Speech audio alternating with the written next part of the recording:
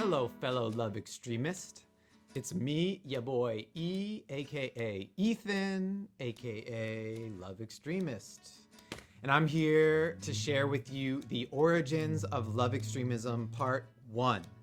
It's a two-part story. We're going to break it up into two videos because it's a bit long, and I want to get into all the details and really articulate what this whole thing is all about.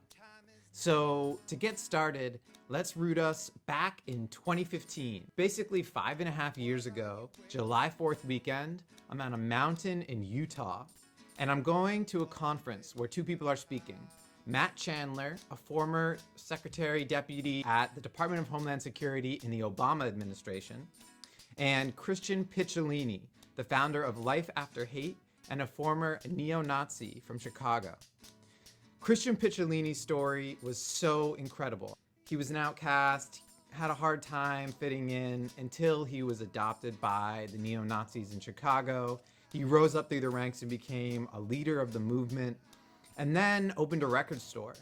And his customers that came in and loved the same music, the punk that he loved, didn't look like him. They were often black folks or people of other backgrounds or religions or belief systems.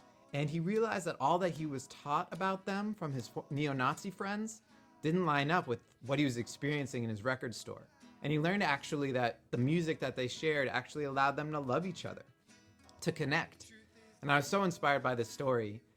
And Matt Chandler was talking about violent extremism and the threat of violent extremists, which at the time was really rooted in what we were saying was ISIS, or Middle Eastern groups that were trying to attack American forces abroad and here in the US.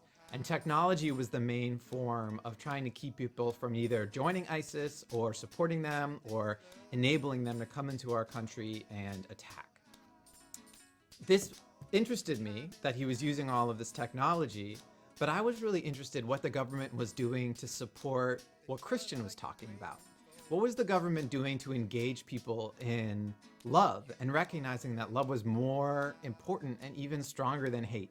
And love could bring people together around common interests, around things that people loved, like music or art or dancing or singing, right? Like these co-creative artistic passions can actually cultivate love even amongst people that are super different.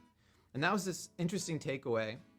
And I was thinking about all this, and in the midst of this talk, I raised my hand, asked Matt specifically, what is the government doing to support love extremists?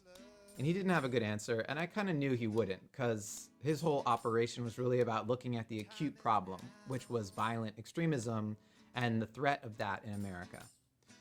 But that question stuck with me after the talk, and I kept on thinking about what it meant to be a love extremist.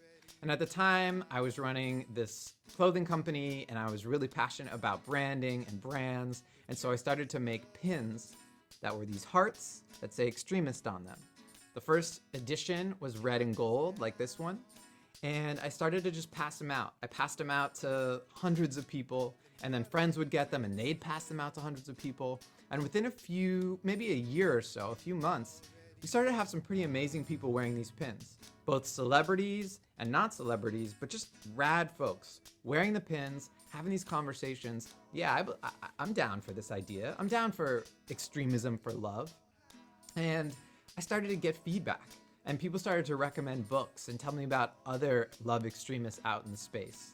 And I quickly learned about Dr. Martin Luther King, who wrote about being a love extremist in his letter from Birmingham jail, where he said, "People are calling me an extremist. And if I am to be an extremist, may I be an extremist for love." And then years later, Dr. Cornell West spoke at the Oxford Union all about the need for love extremism in our society and to confront hate and anger and fear with love, and how hard that is, but important that work is. And I started to read authors like Bell Hooks, who writes all about love, is seminal work about love in our society and how we can develop a more loving world. I started to listen to teachers like Angel Kyodo Williams, who's a leader in the Buddhist community. Llama Rod Owens, also leader, Buddhist leader and meditation practitioner and teacher. and studying this intersection of civil rights and social justice and love, and how we can start to break down these barriers through discourse and through creativity and through art. I also looked into Christian Picciolini's foundation, Life After Hate, and actually, with the sale of these pins, was donating the proceeds back to that organization, checking how they were supporting people who wanted to leave extremist hate groups like the neo-Nazis and come back into community, come back into normal society, and supporting people through that journey, which can be really challenging and really isolating for a lot of folks. And learning about these leaders and learning about all of these folks really inspired me. And I realized there was something more than just a question here. It was more than just this open source conversation.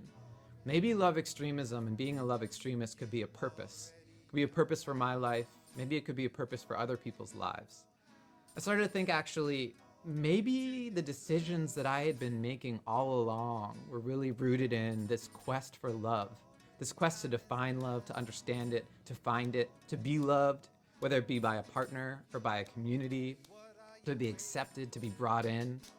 And love became this through line that I found in just about everything I did. As I got curious, I realized that just being curious and asking questions with an open mind could actually connect me to people who I otherwise would have distanced myself from. And so this discourse and this question of being a love extremist exploded into this whole project.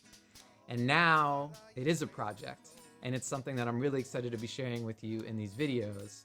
And this initial piece is really just about sharing the first 2 years of discovery. So I was reading, I was learning about leaders. I learned about Van Jones and Dream Corp. He introduced me to Valerie Kaur, who's a Sikh leader and started Revolutionary Love. I learned about Vigilant Love here in Los Angeles, supporting Black and brown communities in downtown LA and beyond, and all these incredible organizations and nonprofits and for-profits that actually make love the center of their offering, make love and connection really the glue that brings them into their work. And I felt like I can wake up with this purpose. This is a purpose I can believe in. I can get behind this. But it wasn't until a little bit later when that purpose really hit hard. And I'm going to talk more about that in the next video. But for now, I'm going to stop. And thank you for being here with me. Pick up your Love Extremist pins at www.extremist.love, and also sign up for the newsletter and to get information about joining our collective, being a facilitator, and joining our conversations around love extremism. And also subscribe to this channel. We'll be dropping videos all about this story and things that you can do to cultivate and define love in actionable terms in your life and in your community. So thank you for being here. I'll post links to all the things I talked about in the comments, and I'll see you on the next one. Peace.